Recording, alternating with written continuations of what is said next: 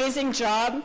It's been seamless for us from the time that we picked us up in Delhi. I'm a little bit nervous, actually, because you are the people, unfortunately, that are going to have to fix the mess that's been created for the last few hundred years, a few thousand years even in some cases.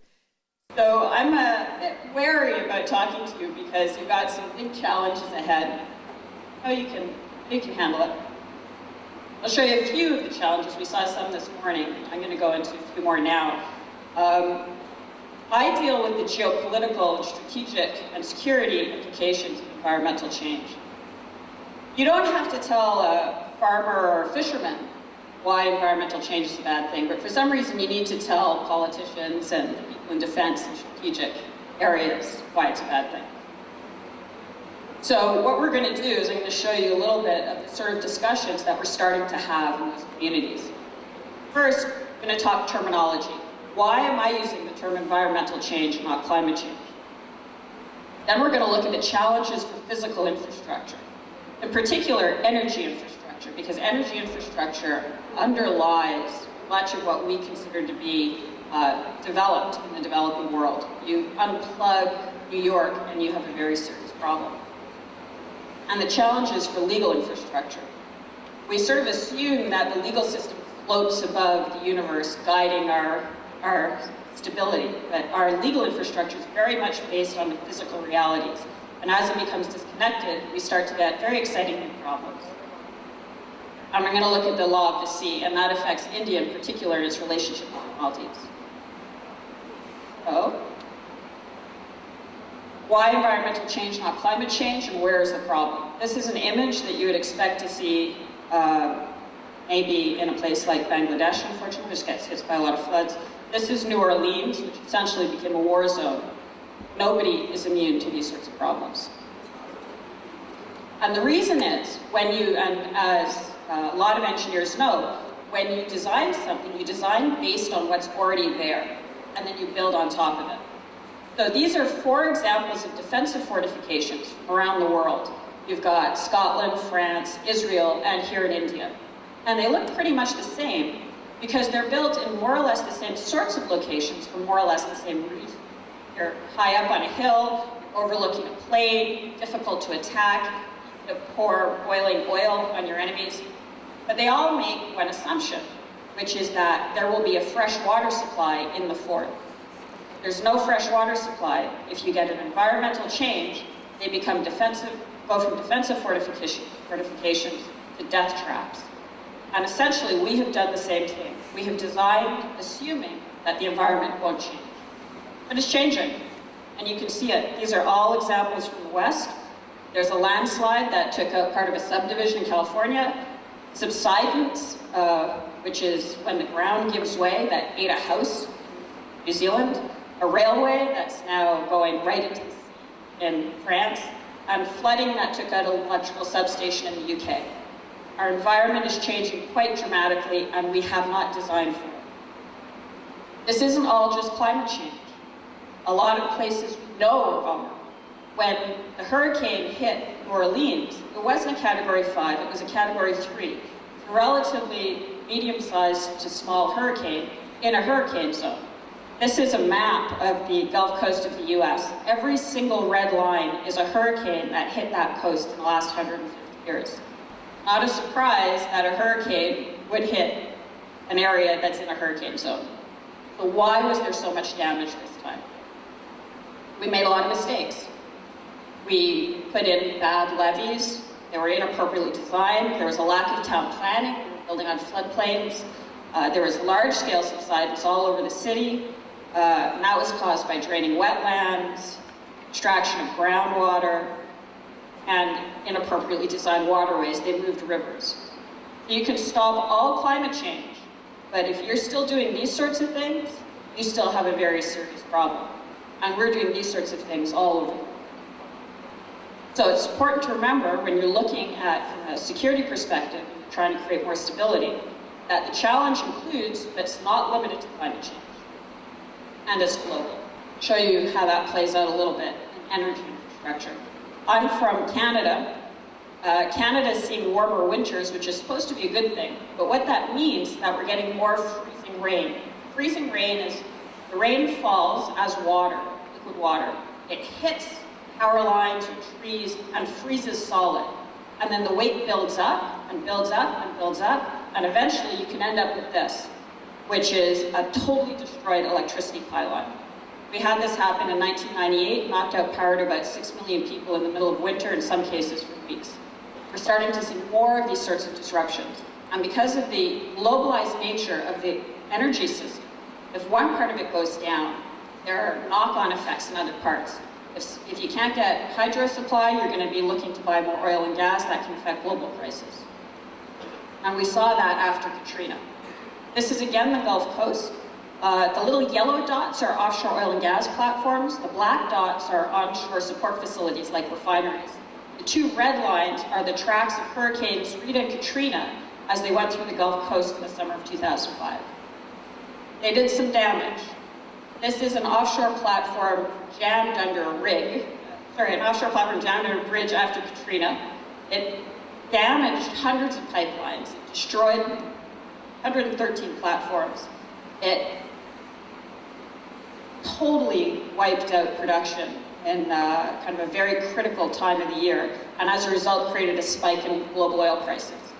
Katrina affected the Indian government very directly because of the way oil and gas is subsidized here.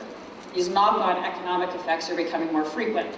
And it was supposed to be a one-off. That summer of 2008, Ike and Gustav went through the area and shut down production again. Starting to see this more and more frequently. We see it in low-lying installations as well. This is many, Saudi Arabia, Rotterdam, many of those critical pieces of infrastructure, basically at sea level. This is Jamnagar refinery here in India, one of the largest in Asia, was knocked out by flooding in 2007. These coastal installations are very vulnerable to sea level rise, flooding, storm surges. Hydro, this is another problem here in India. When you build a hydro dam, you look at the last 50 to 100 years of precipitation patterns, glacial melt, those sorts of things, and you plan for that. But the last 50, 100 years tell us nothing about the next 5 to 10 years. And as a result, you're starting to see some pretty major disruptions. In India in 2008, hydro generation was down over 8%. In 2009, it was down 12%. This is a very dynamic, growing economy that can't afford to lose that much energy coming from one of the major sources. It affects development and it affects the way you interact with oil and gas partners as well. Nuclear is supposed to be one of the ways forward, but a nuclear power station takes an enormous amount of water for cooling. So that means it's either built on the coast, like this one, this is Tarapur, built right on the coast, which means it's subject to sea level rise, storm surges, changing coastal geomorphology, or it's built on a river.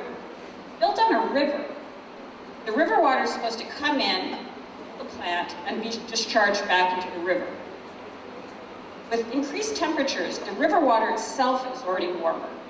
The plant is running warmer, demand is increasing, and the temperature at which you can discharge the water is fixed. So your cooling capacity in the water is limited. And that has already created a lot of problems in Europe, where they have a lot of river-based plants. In the summer of 2003, France had to shut down or power off 17 nuclear reactors. It took them, cost about 300 million euro to make up the supply. In 2006, France, Spain, and Germany had to power down because of heat problems. And in 2009, France had to power down a third of its plants and buy power from the UK, which the French was extremely hated. Renewables are a very important way forward, but we have to place them in the right location. They're not immune from these sorts of problems. So if you build a solar array, but you build it in a floodplain, you're not much further ahead. So this is a solar-powered factory in the US. You can't see the solar panels because they're underwater. They were hit by a flood and it knocked out that power system. So the point is here, we're entering a period in which limiting loss will be as important as promoting growth. And to limit loss, you need to use your imagination to think about what some of the challenges will be coming down the pike, and not just looking at the past. It'll take the sort of imagination that you guys have, and as we talked about in one of the previous presentations about connecting the dots are there. You just need to start looking for them when you're doing your planning. Right now it's not being done. This is going to take you. Legal infrastructure. In the same way our physical infrastructure is built right onto our environment, in many ways our legal infrastructure also is built right onto our environment. And as our environment changes, our legal infrastructure is becoming disconnected. And you can see it really clearly in the Law of the Sea. The Law of the Sea is an international agreement. Everybody has signed it except the US, of course, but they probably will sign at some point. And the basic premise is, if you have a coastline, you get a 200-mile exclusive economic zone off your coastline.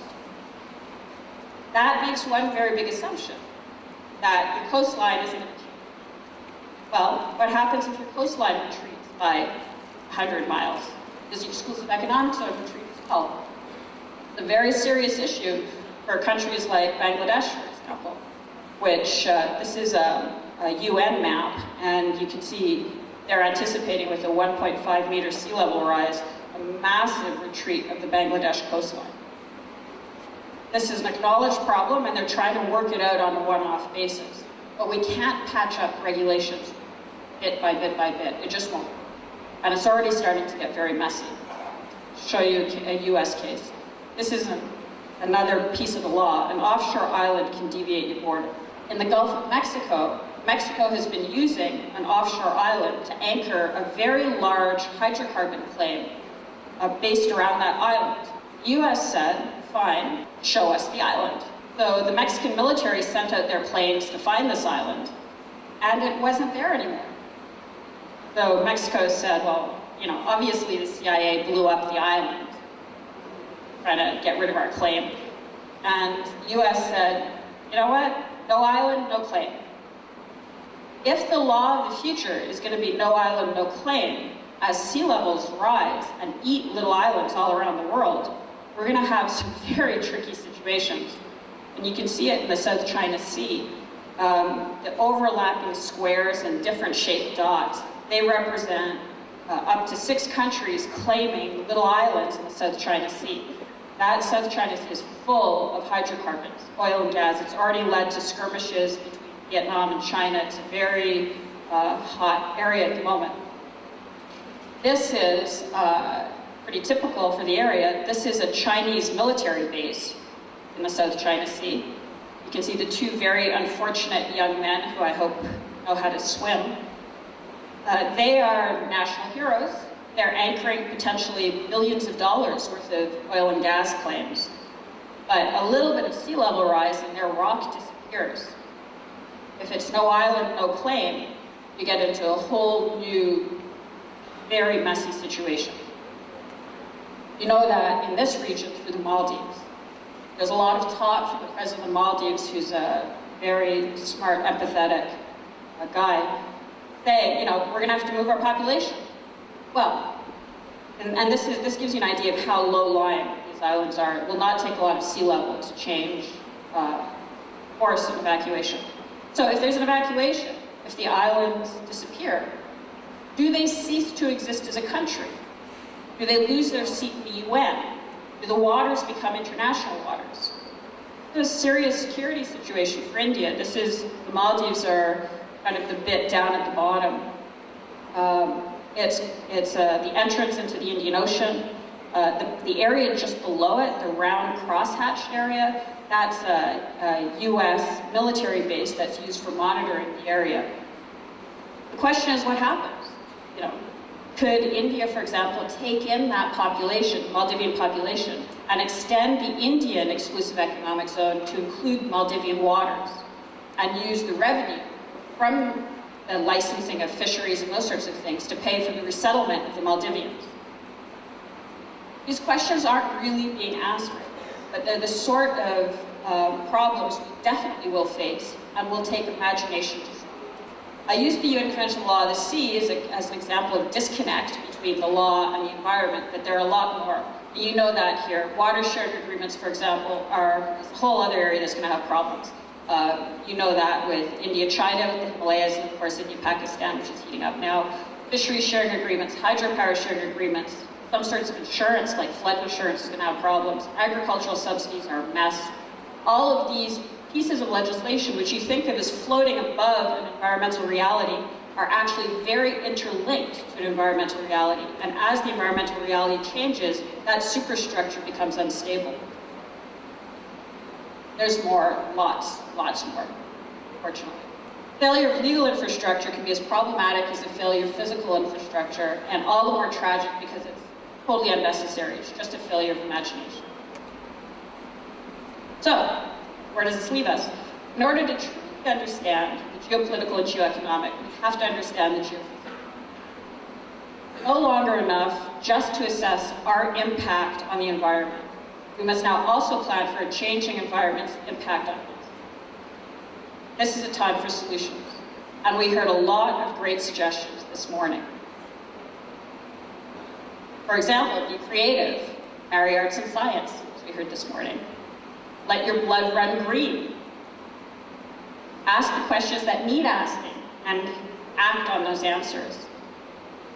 Don't stand under rickety ladders is probably the most important one I heard, a concrete suggestion this morning. And use great ideas wherever you find them, but always say thank you.